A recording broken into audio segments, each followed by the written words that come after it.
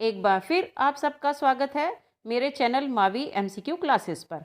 आज की वीडियो 12वीं कक्षा के विषय समाजशास्त्र की है, जिसमें मैंने फर्स्ट बुक भारतीय समाज के चैप्टर 3 सामाजिक संस्थाएं, निरंतरता एवं परिवर्तन के एमसीक्यू तैयार किए हैं। इनमें से ज़्यादातर एनसीईआरटी की बुक से लिए गए हैं। ये बोर्ड परीक्षाओं की तैयारी के लिए बहुत ही महत्वपूर्ण हैं। आइए शुरू करते हैं।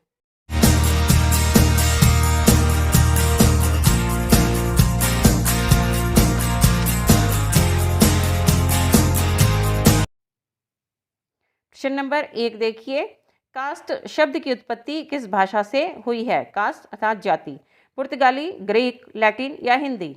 और इसका सही उत्तर है पुर्तगाली। पुर्तगाली भाषा के शब्द कास्टा से कास्ट की उत्पत्ति हुई है, जिसका अर्थ होता है विशुद्ध नस्ल। क्वेश्चन नंबर 2, वर्ण का शाब्दिक अर्थ क्या है? जाति, रंग, नस्ल या वंश?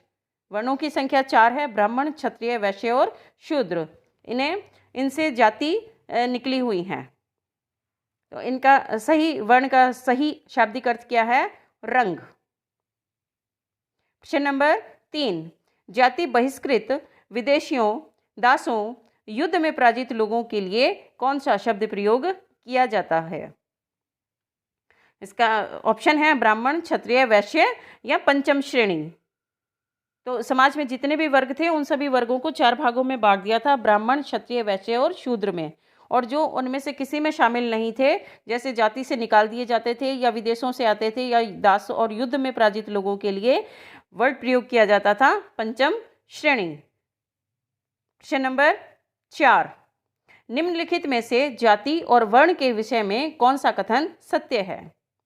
वर्णों की संख्या 4 है, जातियां 3000 से भी ज़्यादा हैं। वर्ण कर्म पर आधारित है, जबकि जाति जन्म पर आधारित है। वर्णों में स्थान परिवर्तन संभव है, जबकि जातियों में यह असंभव है। यानी कि जाति को नहीं बदला जा सकता और वर्ण को बदला जा सकता है, या उपरोक्त सभी। और इसका आंसर है उपरोक्त सभी। वर्ण व्यवस्था वैदिक काल में प्रचलित थी और धीरे धीरे करके यह जाति में परिवर्तित होती चली गई। क्वेश्चन नंबर 5, निम्न में से कौन सी जाति की विशेषता है?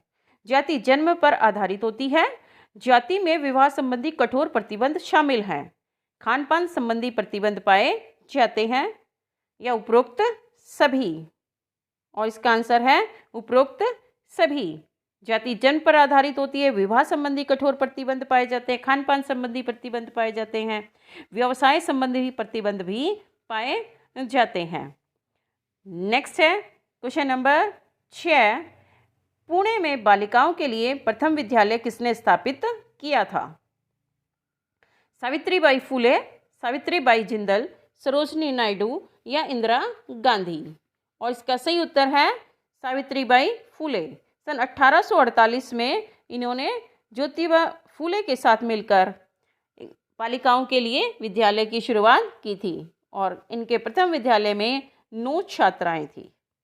सावित्रीबाई फुले सही आंसर है। क्वेश्चन नंबर 7 देखिए, 1901 जनगणना का कार्य किसके निर्देशन में किया गया था, जिसमें जातियों को सामाजिक अधिक्रम प्रदान करने का प्रयास किया गया? यानी कि जातियों को उनके उच्चता और निम्नता के क्रम प्रदान किए गए। Herbert Risley, M N. Srinivas, Lord William Bentinck या लॉर्ड कर्जन?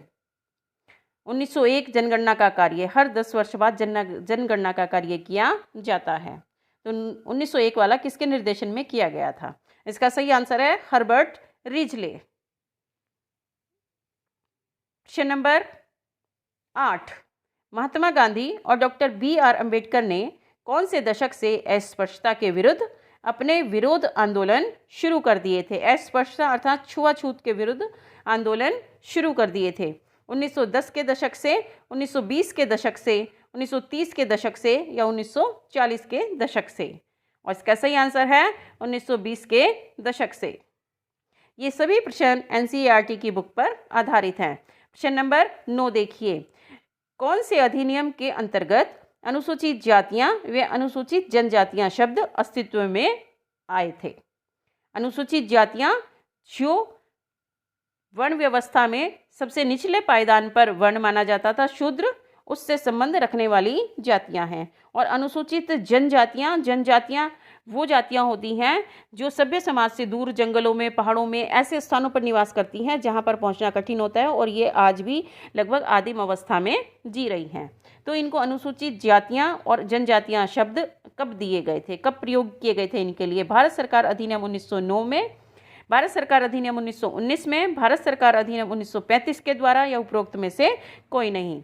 और इसका सही आंसर है भारत सरकार अधिनियम 1935 के द्वारा।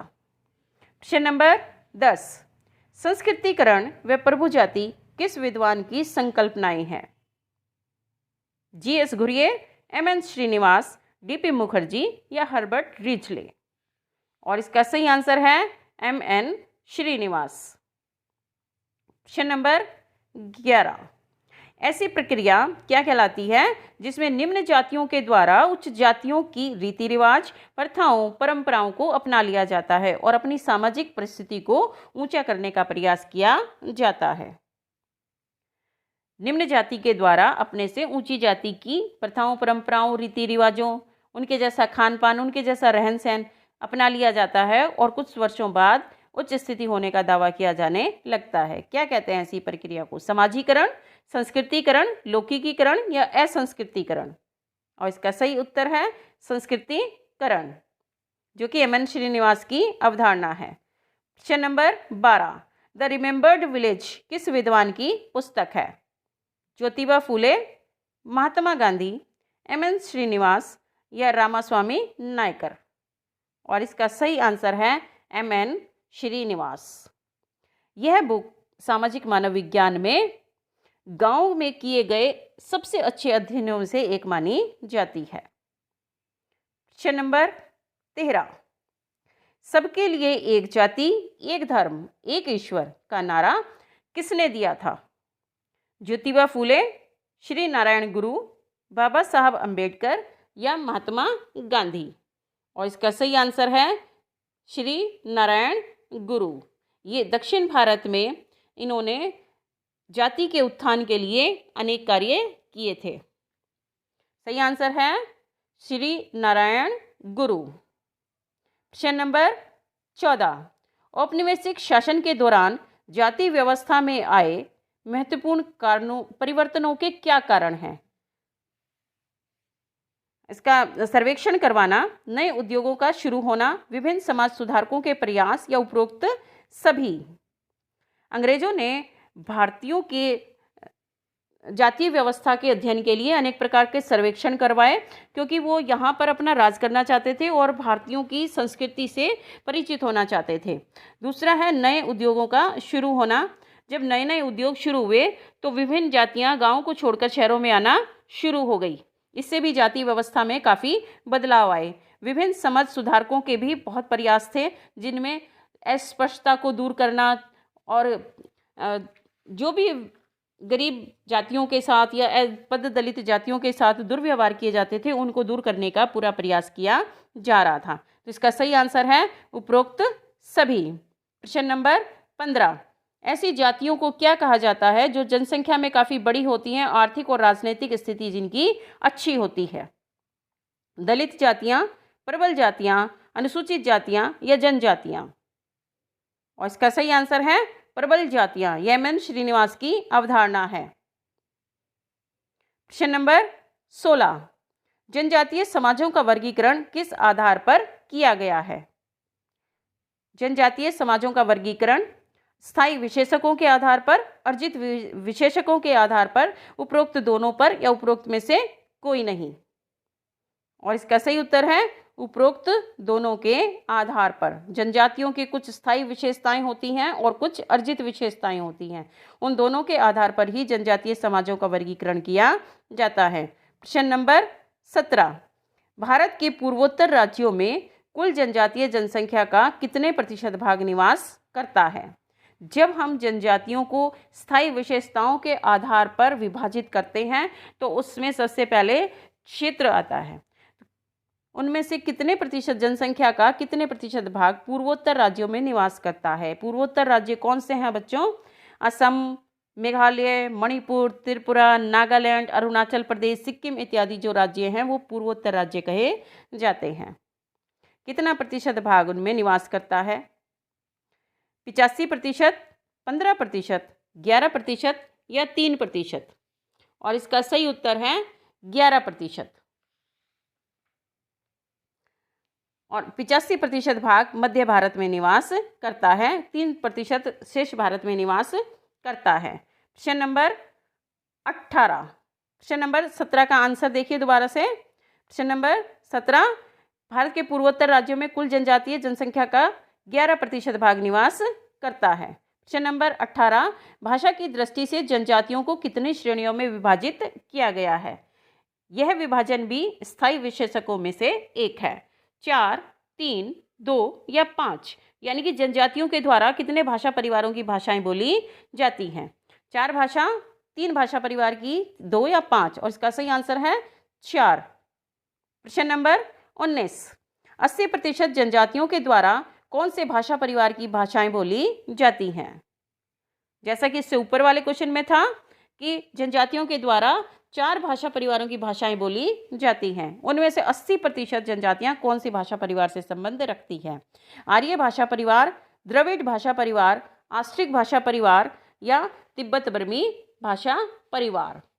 और इसमें से सही आंसर है इसका तिब्बत बर्मी भाषा परिवार। 80% जनजातियों के द्वारा तिब्बत बर्मी भाषा परिवार की भाषाएं बोली जाती हैं।